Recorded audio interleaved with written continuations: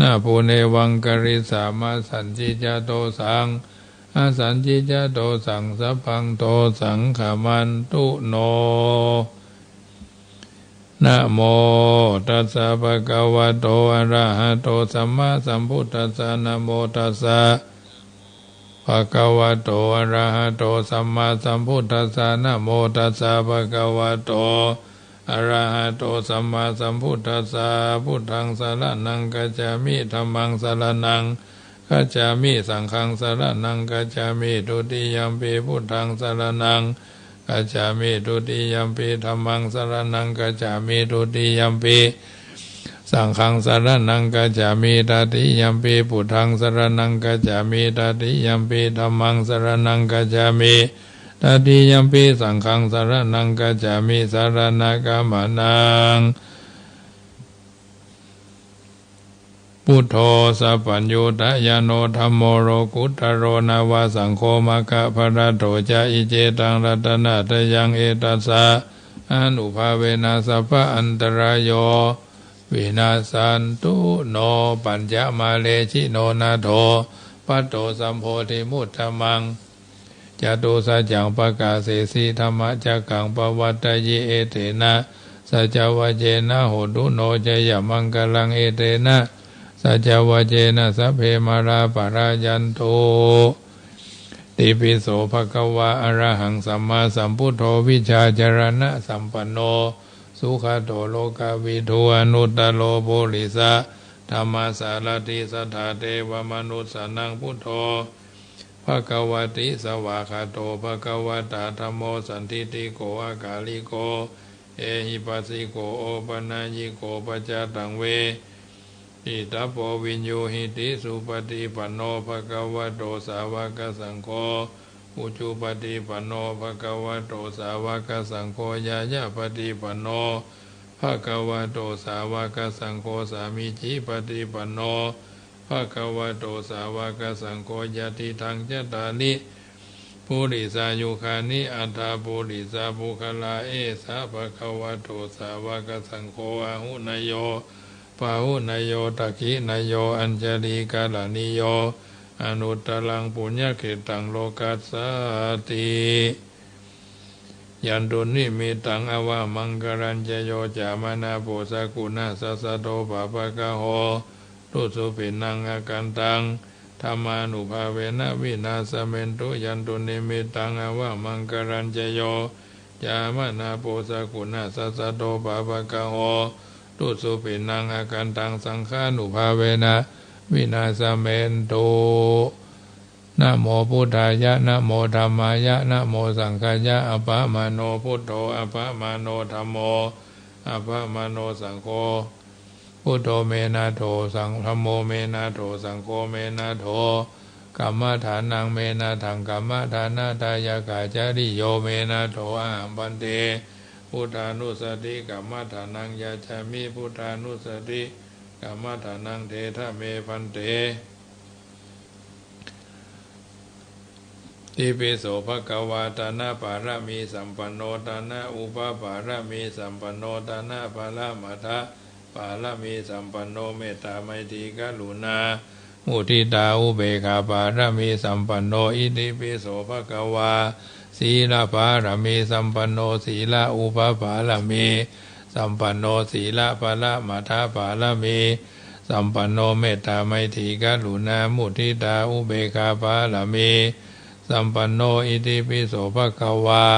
เนคขมะปารมีสัมปันโนเนคขมะอุปปารมีสัมปันโนเนคขมะปาระมัทธะปารมีสัมปันโนเมตตาไมตรีกรุณามุทิตาอุเบกขาปารมีสัมปันโนอิติปิโสภะคะวาปัญญาปารมีสัมปันโนปัญญาอุปปารมีสัมปันโนปัญญาปาระมัทธะปารมีสัมปันโนเมตตาไมตรีกรุณามุทิตาอุเบกขาปารมีสัมปันโนอิติปิโสภะคะวาวิริยะปารมีสัมปันโนวิริยะอุปปารมีสัมปันโนวิริยะปาระมัทธะปารมีสัมปันโนเมตตาไมตรีกรุณามุทิตาอุเบกขาปารมีสัมปันโนอิติปิโสภ ภควาขันติปาลมีสัมปันโนขันติอุปปาลมีสัมปันโนขันติปรมัตถะปาลมีสัมปันโนเมตตาไมตรีกรุณามุทิตาอุเบกขาปาลมีสัมปันโนอิติปิโสภควาสัจจะปาลมีสัมปันโนสัจจะอุปปาลมีสัมปันโนสัจจะปรมัตถปาลมีสัมปันโนเมตตาไมตรีกรุณามุทิตาอุเบกขาปาลมีสัมปันโนอิติปิโสภควาอธิฐานะปาลมีสัมปันโนอธิฐานะอุปปาลมีสัมปันโนอธิฐานะปรมัตถปาลมีสัมปันโนเมตตาไมตรีกรุณามุทิตาอุเบกขาปาลมีสัมปันโนทิปิโสภควาเมตตาปาลมีสัมปันโนเมตตาอุปปาลมีสัมปันโนเมตตาปรมัตถปาลมีสัมปันโนเมตตาไมตรีกรุณามุทิตาอุเบกขาปาลมีสัมปันโนอิติปิโสภควาอุเบกขาปาลมีสัมปันโนอุเบกขาอุปปาลมีสัมปันโนอุเบกขาปรมัตถปาลมีสัมปันโนเมตตาไมตรีกรุณามุทิตาอุเบกขาปาลมีสัมปันโนทิปิโสภควาทัสสะปาลมีสัมปันโนทัสสะอุปปาลมีสัมปันโนทัสสะปรมัตถปาลมีสัมปันโนเมตตาไมตรีกรุณามุทิตาอุเบกขาปาลมีสัมปันโนโสภควาอิติปิสวดตุสวดตุพระปัญญาปาลมี30ทัศสวดตุพระปัญญาปาลมีวัดแวดล้อมวิริยะปาลมีอ้อมระวังดีศีลปาลมีบังหอกบังดาบเมตตาปาลมีผ้าแพทย์ตั้งพื้นตาหน้าปาลมีคือเป็นพื้นดังต่ออุเบกขาปาลมีคือก่อเป็นเวียงสัจจะปาลมีแวดระวังดีเป็นไม้ใต้ขันติปาลมีกายเป็นหอกเป็นดาบบังหน้าไม้และปืนไฟอธิฐานะปาลมีพันดาไปทุกแห่งแข็งแข็งแห่งแห่งแบบฝูงหมู่มารพีสางภัยเพศทุกทวีภพที่พังไปนี้นางธรณีอัศจรรย์โสสะเหมือนฟันอยู่ข้างๆน้ำหนาทีนองกว้างต่อกว้างแตกตีฟองละนองละนอกกลายเป็นข้าวตอกดอกไม้ถวายปูชาพระแก้วแก่นไทยสัตตันพระผู้ตั้งเอ่ย จงมาภายโปรดอนุญาตโทษโปรดผู้ฆ่าแท้ดีหลีแม่ธรณีออกมาหีดมวยพรมอยู่ที่ท่าจางหายขายข้าจังงาซับดินพ้นน้ำหน้าที่ลงพัดบายขอจ้างบายหักตบเต้าพระยามานห้องเอาปูนขัวกาบย่อมือ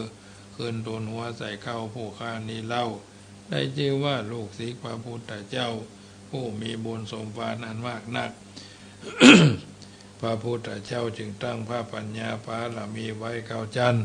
ตั้งไว้ตั้งหน้าก็ได้เก้าจันทร์ตั้งไว้ตั้งหลังก็ได้เก้าจันทร์ตั้งแต่หัวแผ่วตีนก็ได้เก้าจันทร์ตั้งแต่ตีนแผ่วหัวก็ได้เก้าจันทร์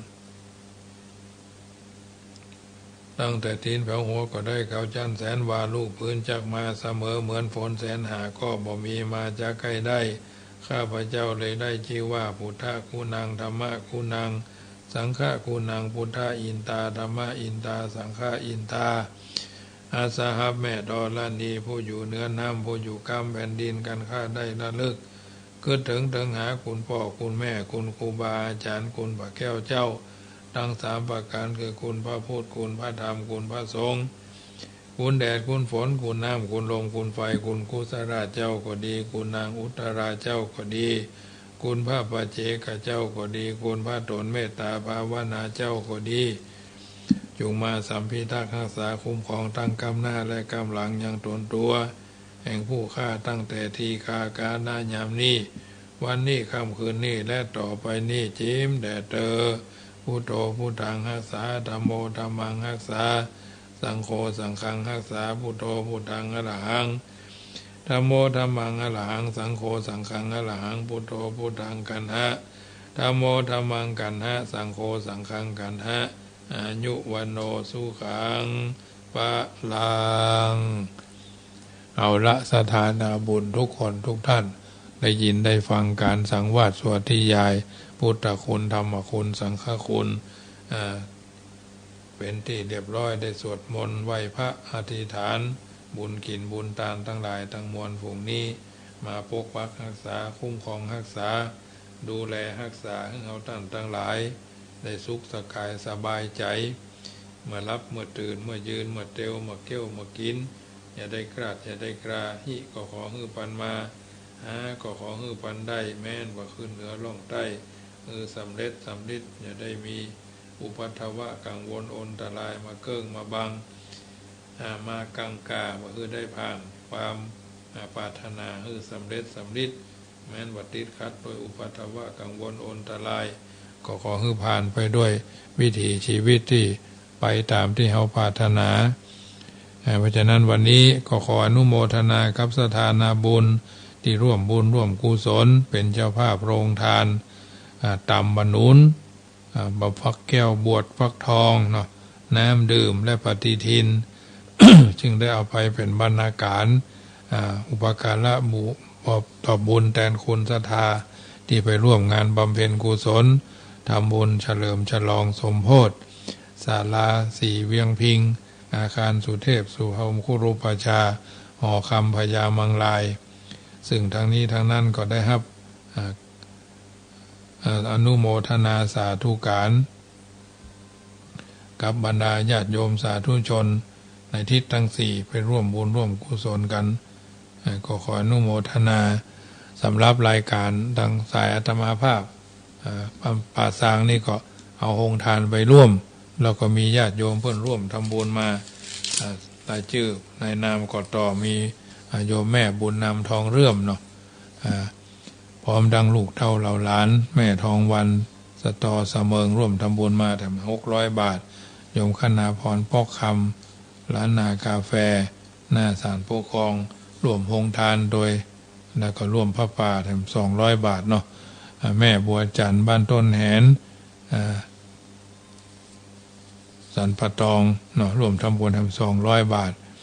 แม่จันจอมใจบ้านสันทรายลวงเหนือดอยสะเก็ด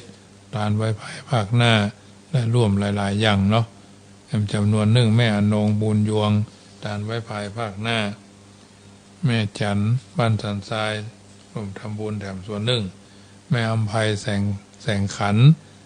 บ้านสะลวงเหนือดอยสะเก็ดร่วมทำบุญมาแม่อนงบุญยวงแถมส่วนหนึ่งแม่จันคำแสงบุญร่วมทำบุญมาหนึ่งแม่บัวชุมสนบุญสนธิพร้อมครอบครัวนายอารันนางบุญเรืองอรุณธรรมสันไปยังหน่อมระปูนร่วมทำบุญมาแม่นัทพรคำทิพย์และญาติมิตรร่วมทำบุญมาแม่แก้วดีมหาเทพบ้านกลางตาวังตาลสารปีร่วมทำบุญมาแม่ฟองแก้วร่วมทำบุญผ้าป่าแถม300แต่เจ้าเนาะร่วมโฮงทานแถมนี่ก็แม่จันทิพย์แสงทองตลาดป่ากล้วยและกัลยาณมิตรร่วมทำบุญมาถึงโมดถึงมวลก็รวบรวมปัจจัยแบ่งกึ่งเนาะส่วนหนึ่งก็เป็นโรงทานตำบรรนุนบวชฟักแก้วเนาะแล้วก็น้ำดื่มปฏิทิน ทั้งนี้ทั้งนั้นก็ได้รับความสนใจจากบรรดาญาติโยมทั้งหอคำพญามังลายเพิ่นก็พัดไทยมาร่วมวัดโลกโมลีก็เอาก๋วยเตี๋ยวมาร่วมคนละเล็กคนละน้อยก็กินกันม่วนกันคณะช่างฟ้อนก็กินกันเอาอาหารเพิ่นนั่งกินเอานั่งแยงว่าเพิ่นกินก็โอ้เป็นดีม่วนเนาะอร่อยอร่อยไปตามสภาวะการของเพิ่นแต่ละคนเพิ่นก็ได้เสียสละจตุปัจจัยตมาภาพก็เอาร่วมทำบุญไปปัจจัยส่วนปัจจัยโดยตรงแถม3,700 กว่าบาทเนาะ3,700 กว่าบาทเอาก็จะได้ประมาณ 7,000 กว่าบาทเอามาซื้อการลดการลาเดินขึ้นล่องท่องเที่ยวเนาะอนุโมทนาครับพ่อครอบครัวพ่ออ้ายแม่อันแก้วลูนหีบทองเนาะและกัลยาณมิตรทำหลายคนร่วมทำบุญบัตรบรรนุนประมาณ30 กว่าแก่นเกือบ40เนาะสัปปะเนาะเครื่องใจไม่ซอยเกี่ยวกับการทำอาหารวันที่14 15 16 17 18นี่ก็ปล่อยหลวงวัดบ้านนั้นแม่แก้วลูนพ่ออ้ายเนาะ บ้านปากกล้วยอีกฮะอันนี้เพิ่นก็จะปล่อยหลวงวันพุธวันฮือนี่ถ้ามีโอกาสก็จะไปร่วมเนาะเอาจังหวะว่าเพราะที่วันที่15 16 17 18นี่อาตมาภาพคงจะได้มาอบรมพระอุปชา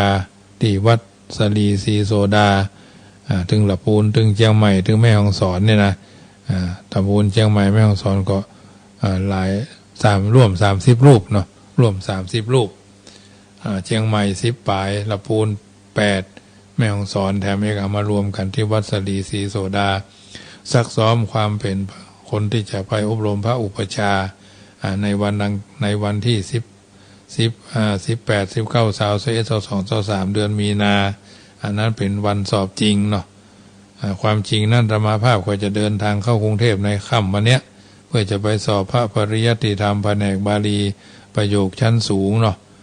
6 7เพิ่นสอบวันนี้กับวันพุธ8 9เพิ่นจะสอบวันที่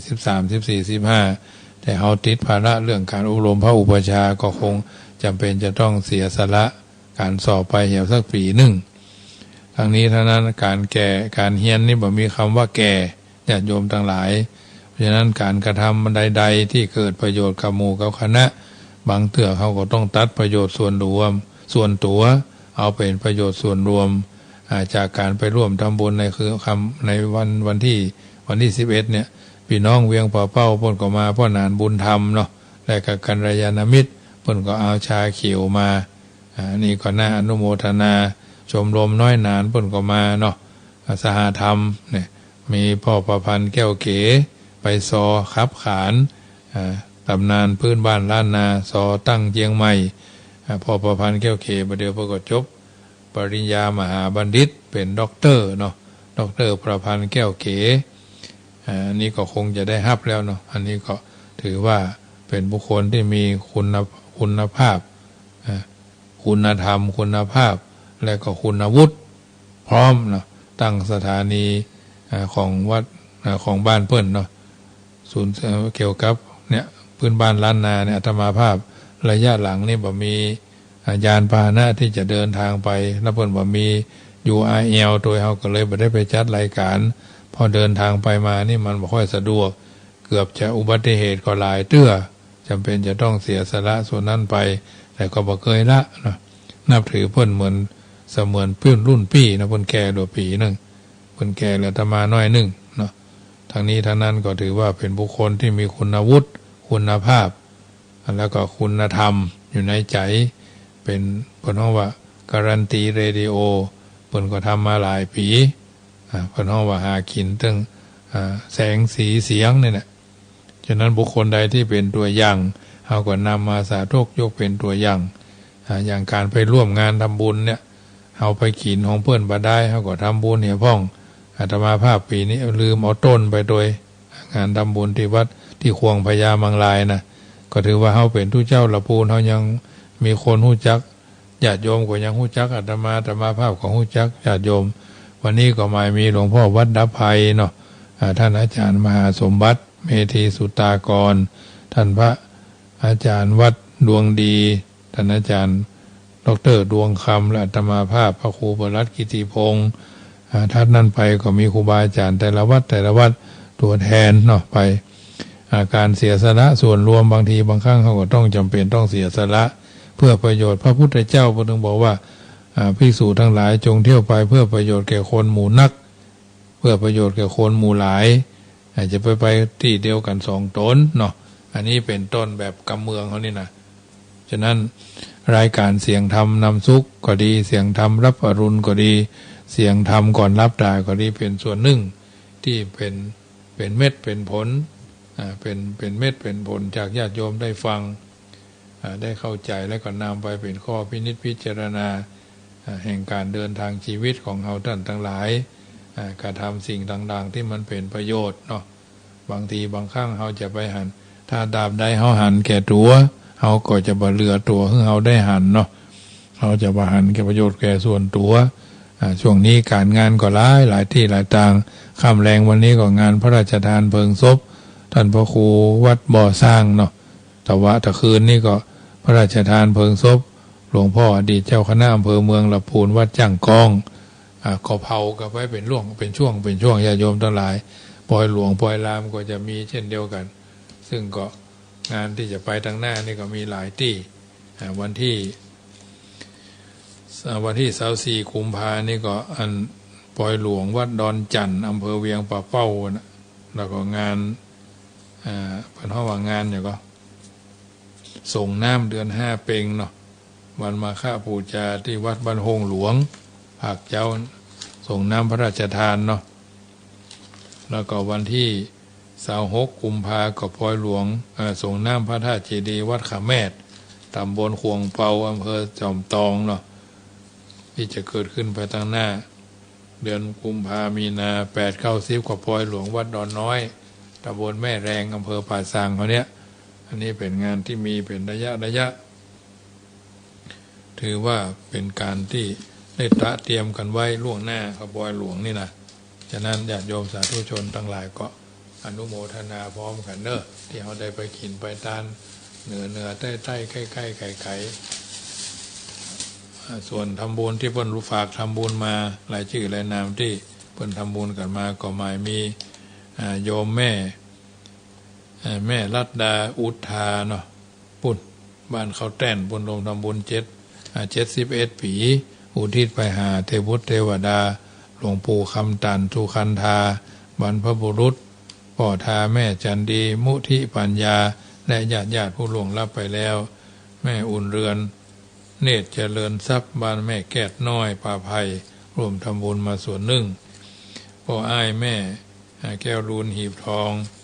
ร่วมทำบุญตาลตุงเทวุฒิเทวดาตาลไปหาคุณโยมสาหัส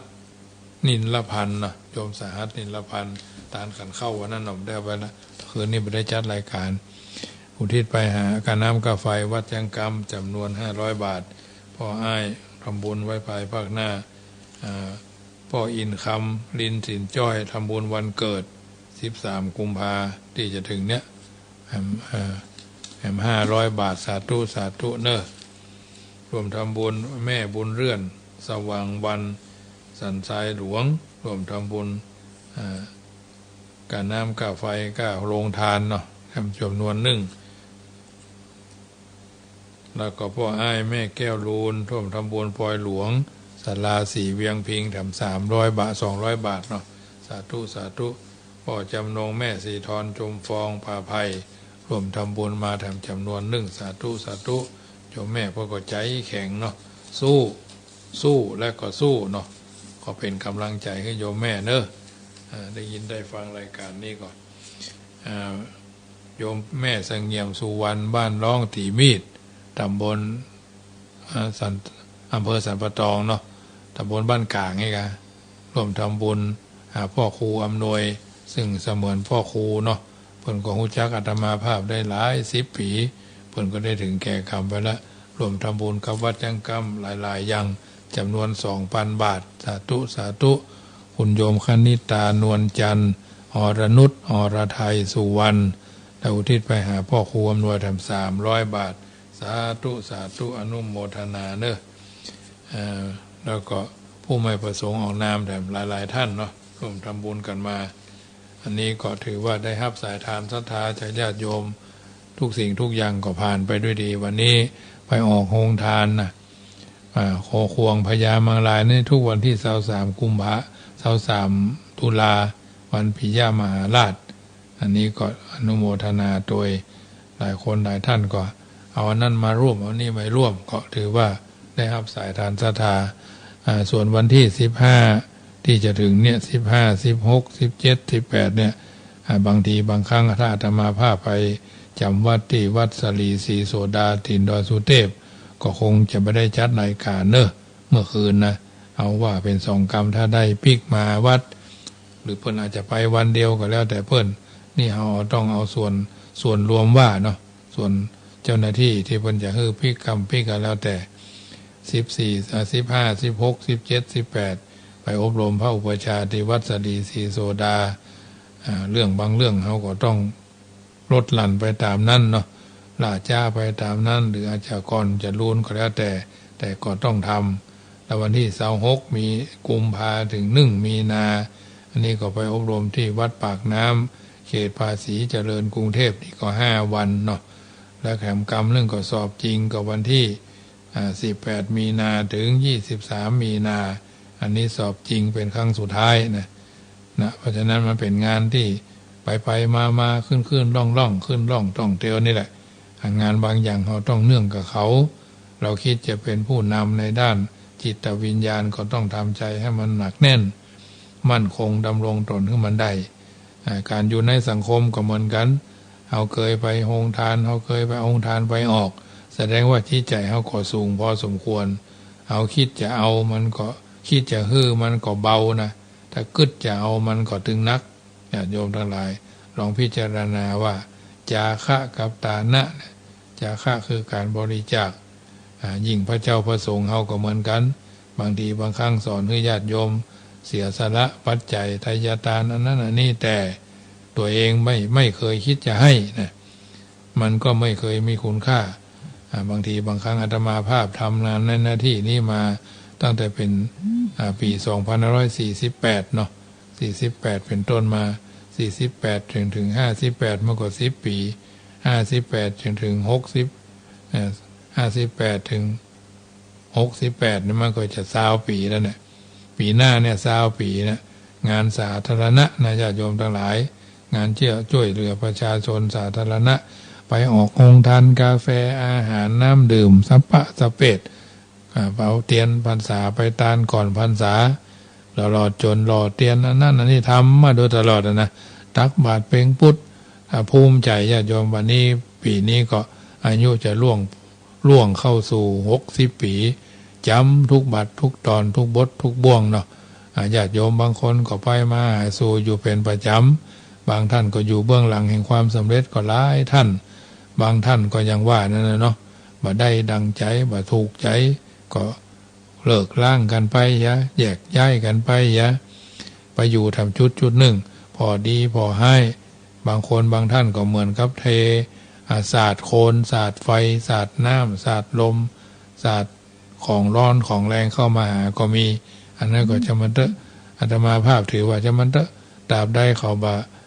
มาย่ำหัวแม่เท้าเขาเนี่ยเราไม่ต้องไปสนใจญาติโยมเพราะฉะนั้นเราต้องมีอัตลักษณ์เป็นของตัวเก่า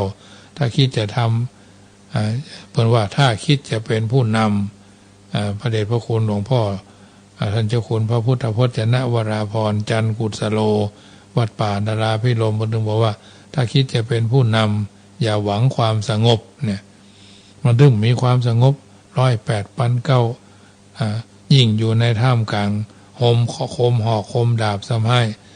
หอกดาบนี่มันเป็นแผลเอารักษามันก็หายนะ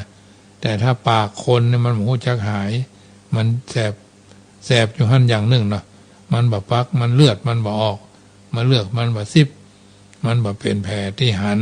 แต่มันเป็นแผลลึกอยู่ในดวงใจเนาะเพราะฉะนั้นอย่างเพิ่นมีเพลงอยู่เพลงหนึ่งเพิ่นว่ารอยด่างในดวงใจนะญาติโยมเพราะฉะนั้นเราต้องรู้ว่าคนใดช่วยเหลือเราโดยตลอด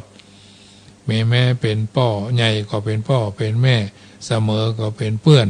น้อยก็เป็นน้องเป็นนุ่งเนี่ยถ้าเราแยกแยะระดับบุคคลได้มันก็ยังแค่น้อยนะเพราะฉะนั้นมันมีไผที่จะชั่วเต็มร้อยดีเต็มพันมันก็พอๆกันนั่นแหละเขาก็ใครรับใครนอนใครกินใครอยากอย่างบางทีบางครั้งเขาไปออกโรงทานเนี่ยถ้าเขาจังสังเกตเขาก็จะหู้เนาะอย่างหู้จะหันจะเข้าใจว่าบางคนนี่เพิ่นตั้งอกตั้งใจแจกคือคนการแจกโรงทานในวัตถุประสงค์เพิ่นบ่ใช่คือกระจุกหรอกคนนั่นก็จะเอาคนนี้ก็จะเอาคนละ1ชุดก็พอละเพราะฉะนั้นวันนี้อาตมาภาพก็เอาปฏิทินไปบรรณาการเกือบ200กันเกือบ200ยกหมดเลยเทกระจาดวันนี้นะปฏิทิน 3,000 ชุดญาติโยมลองบวกลบคูณหารดอกชุดละ20 บาทมันไปเท่าใดเพราะฉะนั้นน้ำท่วมมันถึงมาเต็มไหนะบางคนนี่ถึงปีก็มาถามท่านมาหาปีนี้ปฏิทินมีก็ขอสักอันเนาะเพิ่นถึงมาขอแล้วนี่เพิ่นถึงมาขอมันก็จะขอจนพุ่นลมหายตายจากบางคนนี่ก็ปูจาคำว่าปูจาหมายความว่าทดแทน เพราะฉะนั้นบางทีบางครั้งคนเฮามันกินก็เหมือนกันกินกับความหิวกับความอยากนี่มันไม่ใช่เต้ากันหรอกเจ้าก็นั่งในรถมาโยมพวกก็อู้กันนี่ก็พี่น้องบ้านเพิ่นลูกสะกะแปงมาอยู่อันบ้านสันไปยังน้อมเนาะเพิ่นมาเป็นคนวังไห้มาเป็นไป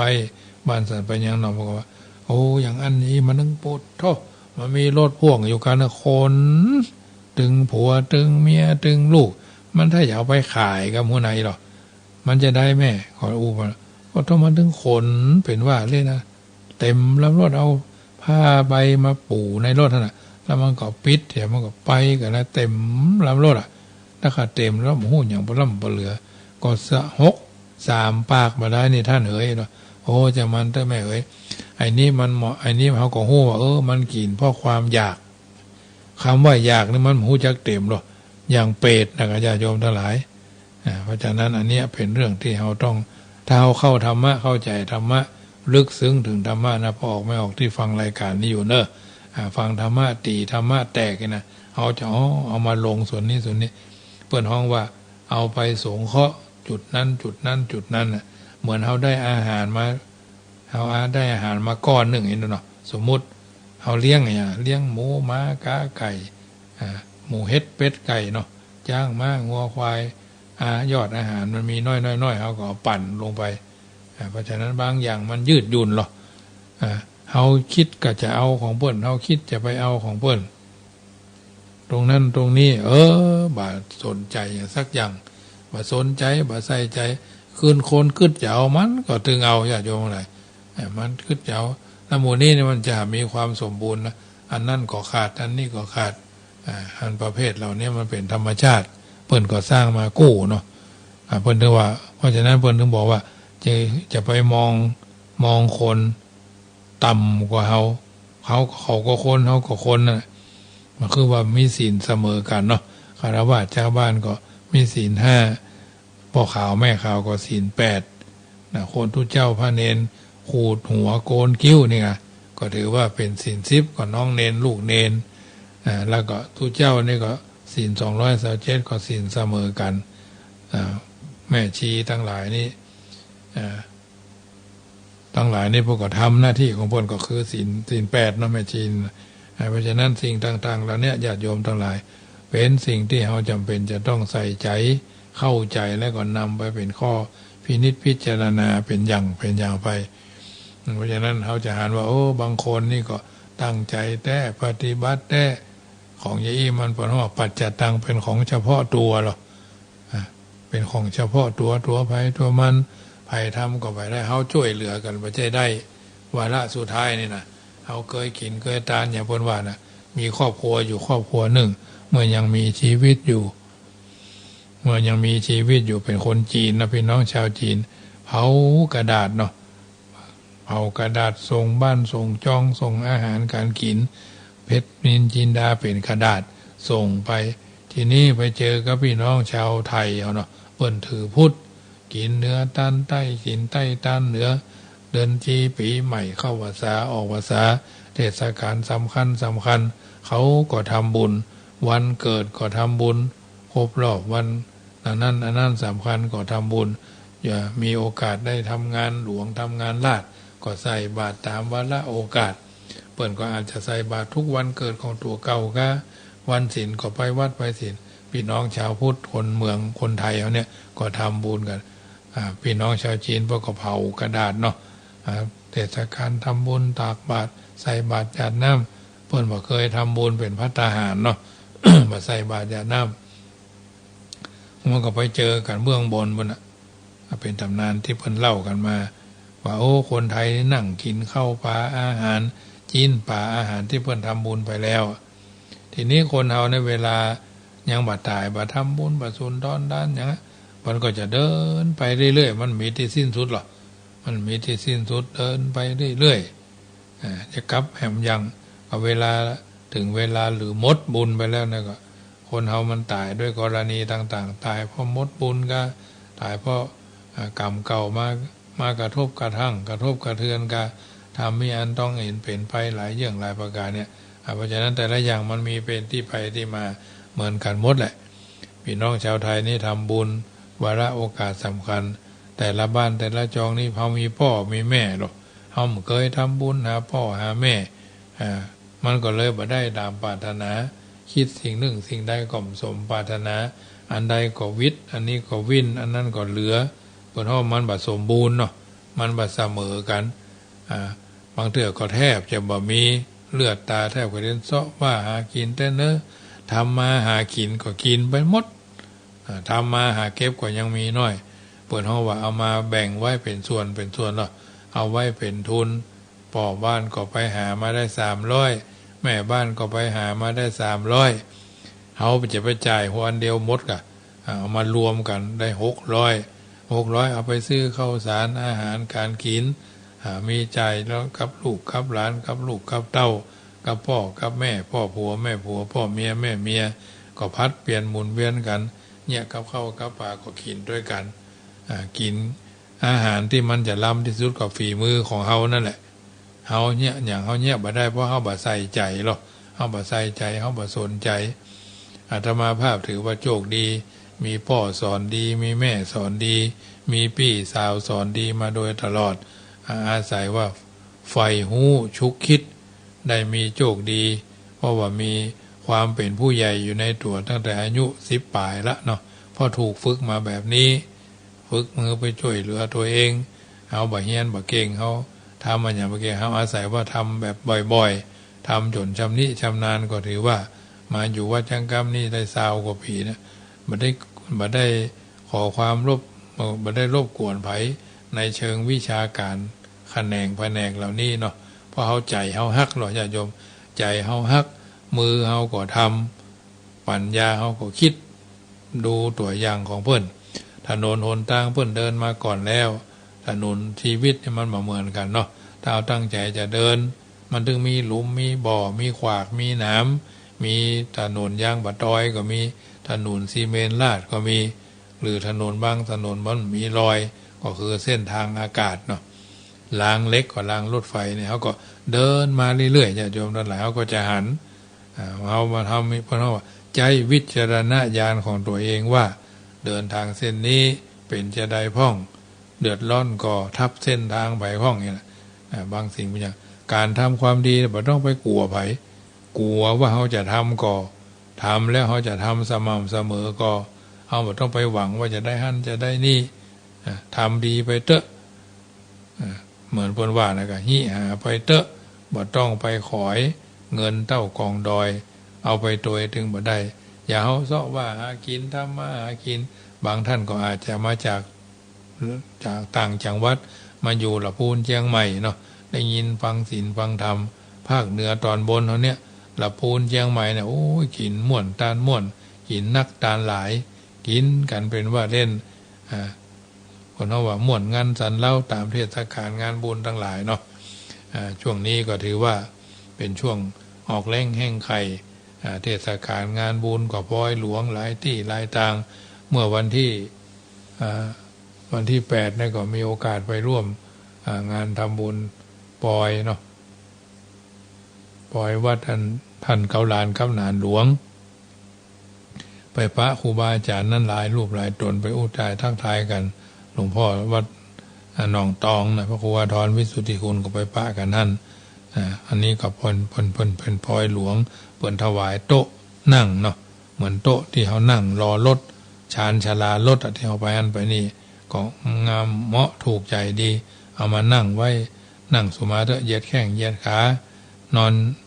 ว่าเหยียดมือเนาะคนเขาว่านอนเอาไว้นอนเล่นเวลาเขานั่งมาเมินยืนมาเบินนอนมาเมินเขาก็มาเหยียดเล่นเส้นก็นั่งก็สบายดีก็เป็นที่น่าถูกหูถูกใจมันเป็นไม้สำสาแผ่นเดียวยาวประมาณวาป่ายเกือบ2 วาเนาะเปิ่นถวายมามูลค่าก็หลายตังอยู่จำนวน60 กว่าชุดเพราะนั้นนะว่าอาจารย์ที่เป็นพระเถระก็เป็นโต๊ะกาแฟ2 ตัวเก้าอี้2 ตัวโต๊ะ1 ตัวโอ้นักยกคนเดียวแทบบ่ไหวมันเป็นไม้แผ่นเดียวเพิ่นเฮาว่ามันเป็นอย่างว่าออกแบบมาใหม่นะสไตล์ใหม่สไตล์โต๊ะกาแฟนี่นะก็เป็นที่ถูกใจอยู่มีโอกาสก็ไปซื้อมาไว้ใจอยู่เพราะฉะนั้น สิ่งต่างๆเหล่านี้นำมาอู้เอิ้นเจริญพรสาธุวันนี้เป็นวันอาทิตย์วันพุธท่านก็จะต้องไปทำการทำงานที่ใกล้ที่ไกลเขาอยู่สถานที่เขาทำงานไก่ก็ไปเจ้าน้อยไปเจ้าได้งานหลายไปขวายในการน้อยทุกคนมีภาระหน้าที่หมดเขาพยายามเขาตื่นเจ้าน้อยเขาไปทำการทำงานไปไหนมันได้เจ้ามันได้หลายไปเจ้าได้หลายไปขวายได้น้อยบางคนจะมาว่าใช่ไหมล่ะโอ้ไปเจ้าได้ขวายไปเจ้าได้หลายไปขวายได้นักเนี่ยไปว่าอย่างนั้นนี้อย่างบนว่านะก็ทำดีได้ดีมีที่ไหนนะทำชั่วได้ดีมีถมไปเนี่ยมันไปกับตลปัดไปอย่างเงี้ยเพราะฉะนั้นทุกสิ่งทุกอย่างแต่ละวันอาตมาภาพก็เลยมีรายการเสียงธรรมก่อนรับตาคือท่านทั้งหลายได้ฟังเอาก็พิจารณาว่าตั้งแต่เจ้ามาบัดเดียวนี้เขาเป็นคนมาได้กี่ปีละ30 40 50 60 70 80เนาะร่างกายเขาเป็นจะได้พ่องตั้งแต่น้อยถึงใหญ่พระพุทธเจ้าบอกว่าให้พิจารณาอย่างเนี้ยทุกวันอย่าประมาทในวันอย่าไปประมาทในวัยว่ายังบาดเท่าเตื้อเขาสบายดีดพึ่นตีนเตะปิ๊บได้เป็นร้อยใบเนี่ยบ่ประมาทในวัยบ่ประมาทในงานในวัยเนาะประมาทในเวลา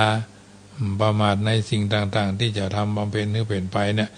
คืออย่าไปประมาทคือมีสติคอยควบคุมสนับสนุนอยู่ตลอดเวลาจะทำให้วิถีชีวิตเราไปตามระบบระเบียบของมันทุกสิ่งทุกอย่างมันมีที่ไปที่มาบางอย่างได้ดังใจบางอย่างก็บ่ได้ดังใจแต่ต้องต้องอัตลักษณ์เป็นของตัวเก่าเราบ่ได้อยู่ในครอบครัวคนเดียวเรามีพ่อบ้านเปรียบเสมือนเพื่อนคู่นอนเพื่อนคู่คิดเพื่อนกินเพื่อนบ่ได้ตายด้วยกันเนาะเรามาปะกันบนโลกมนุษย์ตกลงปรงใจอาศัยซึ่งกันและกันฉันจะฮักเธอเธอก็จะฮักฉันจะเป็นของเธอเธอก็จะต้องเป็นของฉันชั่วกับชั่วกันเราจะฮักกันจนบ่ต้องฮักกันเท่าฟ้าแล้วฮักกันกว่าเราจะล้มหายตายจากกันไปมันถึงมีคลิปเราญาติโยมถ้าฉันตายคุณจะทำยังไงโอ้ฉันจะไปบวชนี่หรอตั้งโอ้ดีใจจังเธอตั้งใจจะบวชไว้ละนานแล้วเหรออ๋อฉันบนไว้มันก็เป็นพึ่งใส่กันเลยเนาะนึกว่าโอ้คนไม่ยิงก็ดีใจโอ้ดีใจจังเลยเธอตั้งใจจะบวชหรือฉันเปล่าฉันตั้งใจฉันบนเอาไว้เธอตั้งใจจะบวชนานแล้วเหรอคิดแล้วนานแล้วเหรอเปล่าฉันตั้งใจฉันบนเอาไว้มันก็ไปคนละเรื่องเลยอันนี้เป็นต้นญาติโยมซึ่งสิ่งต่างๆเหล่านี้เก็ดเล็กเก็ดน้อยญาติโยมก็มาพิจารณาเด้อเพราะว่าเราเกิดมาในโลกนี้เรามีการศึกษาเหมือนกันเอาการศึกษามาพัฒนาเป็นคุณภาพเอาจบอันอย่างมาเฮียนอันอย่างมาสำเร็จอันอย่างมาเอามาใจในทางที่ถูกที่ควรเป็นสัมมาทิฏฐิไม่ใช่เป็นมิจฉาทิฏฐินี่มันผิดมันเป็นทางมืดเราต้องไปทางสว่างแล้วก็คุณธรรมคำสอน 84,000 พระธรรมขันธ์เอามาพิจารณาว่าอันใดดีก็ทำไปจนกระทั่งจะล้มหายตายจากอันใดบดีก็พยายามลดละเลิกจะถึงหนทางเส้นชัยก็คือการจุดจบของชีวิตของแต่ละคนแต่ละท่านเป็นลำดับไปเอาละญาติโยมสาธุชนข้ามแดงของวันนี้รายการเสียงธรรมก่อนรับตาก็มาถึงช่วงสุดท้ายบุญกุศลอันใดที่เป็นไปโดยชอบประกอบด้วยมโนสุจริตอันประพิษประเพี้ยนบุญนั่นกุศลนั่นจงเป็นปฏิพรย้อนสนองตอบสถานาบุญผู้ได้ร่วมลงทานกับอาตมาภาพที่ควงพญามังลายวันนี้น้ำดื่มก็ดีปัจจัยคนละเล็กคนละน้อยตั้งแต่ต้นจนกระทั่งถึงอวสานวันนี้ก็ขออนุโมทนาเป็นภรวะปัจจัยขอเตือนเทพพยาดาผู้มีฤทธาอานุภาพมากหลายเทวบุตรเทวดาตนจำบุญตนจำบาปตนจำน้ำหยาดเมียดหมายตาลมาจดเอาลายมาหมายเอาชื่อจำเอาชื่อเอานามไปไว้ในสุวรรณลาภเงินลาภคำสนำจำชื่อไว้ไหวหน้าเป็นชัดแก้วพิดานคำคลี่มุงบังกวัดไกวกวัดแกว่งเจ้าสถาผู้เป็นตาณบดีก่อนก็ดีใจคณะก็จุ่มเนื้อเย็นใจ คันฮือไปแล้วก็สบายอกสบายใจรับเป็นสุขตื่นเป็นสุขกันทั่วหน้าอิทังโมอิทังเมยาตินังโหตุสุขีตาโหนตุยาตโยใดใดในโลกล้วนสวัสดี สิ่งนั้นพึงมีแก่ท่านสาธุชนคนดีทุกคนทุกท่านนั่นจุงจักมีรายการเสียงธรรมก่อนรับตาขอนำรายการจากท่านไปก่อนพบปะกันใหม่วันพรุ่งนี้เป็นลำดับไปอายุวันโนสุขังปะลังขอเจริญพรยัง